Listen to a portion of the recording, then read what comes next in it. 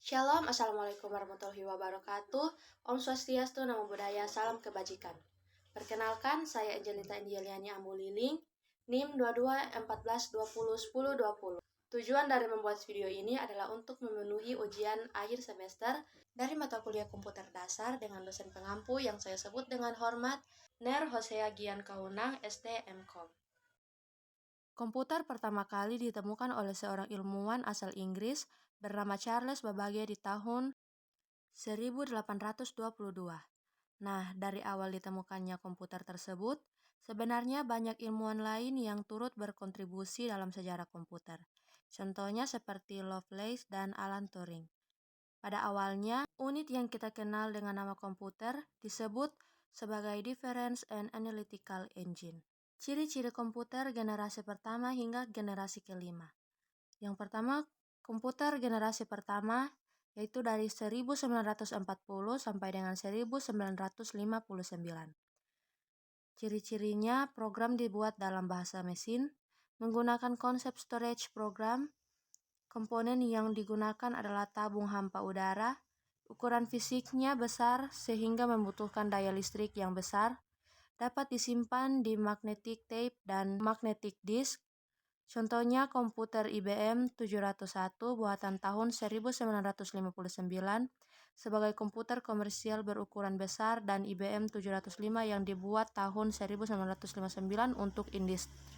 Berikutnya komputer generasi kedua yaitu dari 1959 sampai dengan 1965. Ciri-cirinya kapasitas memori utama cukup besar. Komponen yang digunakan adalah transistor yang jauh lebih kecil dibandingkan tabung hampa udara, menggunakan magnetic tape dan magnetic disk yang berbentuk removable disk, mempunyai kemampuan proses real time dan time sharing, proses operasinya lebih cepat, orientasinya pada aplikasi bisnis dan teknik, contohnya komputer PDP-5 dan PDP-8 buatan tahun 1963 sebagai komputer mini komersial pertama. Selain itu, ada pula komputer IBM 7070, IBM 1400, NCR 300, dan sebagainya. Lanjut, komputer generasi ketiga yaitu dari 1965 sampai dengan 1970. Komponen yang dipakai adalah LV yang terdiri atas ratusan atau ribuan transistor berbentuk hybrid integrated circuits dan monolithic integrated circuits. Proses operasinya jauh lebih cepat dan lebih tepat. Kapasitas memori komputer jauh lebih besar. Ukuran fisik jauh lebih kecil sehingga penggunaan listrik lebih hemat. Menggunakan magnetic disk dan sifatnya random access.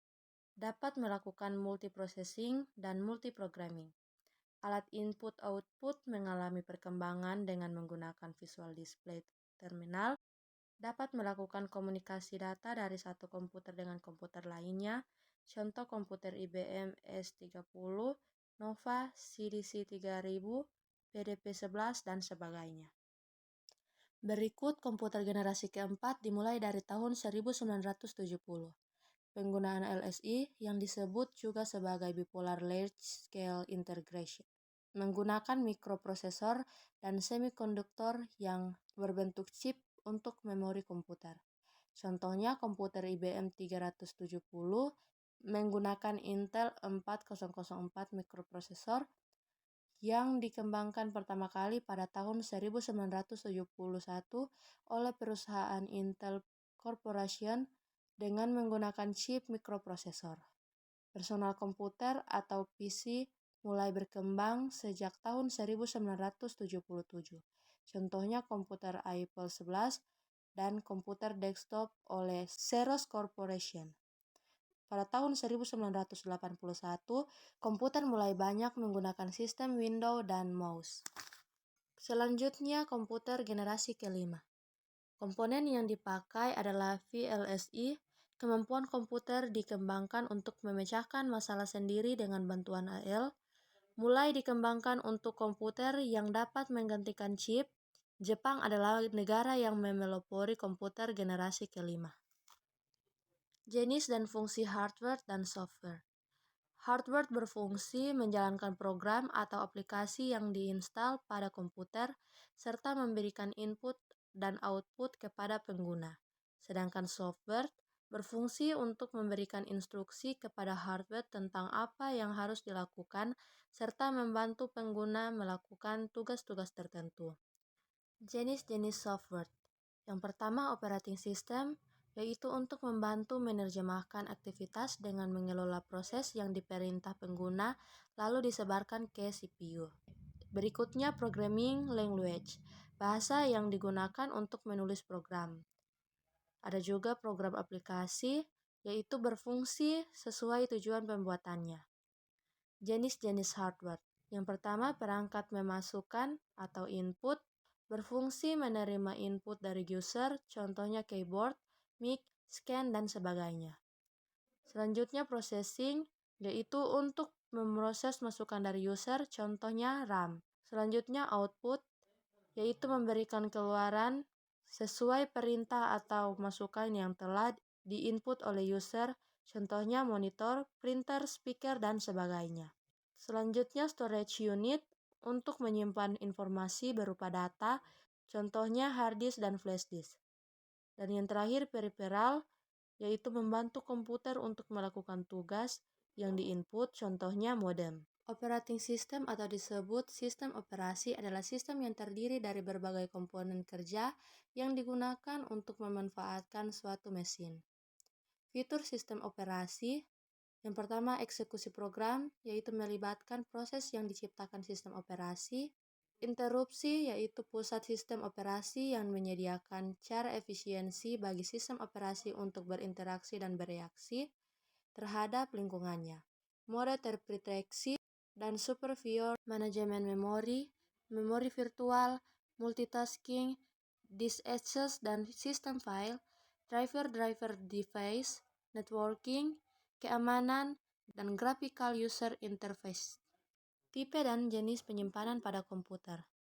Pertama, penyimpanan internal, yaitu bentuk memori yang dipasang menyatu dengan prosesor. Misalnya random access memory atau disebut dengan RAM, read-only memory atau disebut dengan ROM, solid state drive atau SSD. Kedua, penyimpanan eksternal, yaitu bentuk memori berupa perangkat keras atau hardware, seperti flash disk, hard disk drive atau HDD, compact disk atau CD, DVD, memori SD, disket, pita magnetik, dan cloud storage. Fungsi menu tools, membuat dokumen, mengedit dokumen, memformat dokumen, mencetak dokumen, menyisipkan gambar, membuat tabel, dan membuat grafik. Dalam dunia pendidikan dan dunia pekerjaan, ini akan sangat memudahkan kinerja kita seperti membuat laporan, tugas kuliah, dan sebagainya. Sekian dari video ini saya buat. Mohon maaf apabila ada kesalahan dalam penggunaan kata. Shalom, Assalamualaikum warahmatullahi wabarakatuh. Om Swastiastu, Namo Buddhaya, salam kebajikan. Saya mengajak teman-teman untuk bergabung di Universitas Pembangunan Indonesia Manado. UNPI merupakan salah satu universitas swasta yang ada di Sulawesi Utara. Di universitas kami memiliki beberapa fakultas, yaitu yang pertama Fakultas Teknik, Fakultas Pertanian, Fakultas Sastra, Fakultas Ilmu Sosial dan Politik, Fakultas Hukum, dan Fakultas Keperawatan. UNPI memiliki sistem dan kurikulum pembelajaran yang unggul, berkualitas, dan kompetitif. Selain itu, UNPI memiliki biaya kuliah yang terjangkau, ada juga beasiswa yang tersedia, memiliki peluang kerja di luar negeri untuk alumni, dan memiliki dosen yang profesional dan ahli di bidangnya. Nah, tunggu apa lagi? Untuk teman-teman yang masih bingung mau kuliah di mana, ayo bergabung dengan kami di Universitas Pembangunan Indonesia Manado. Untuk info yang lebih lanjut, silakan hubungi nomor yang ada pada brosur.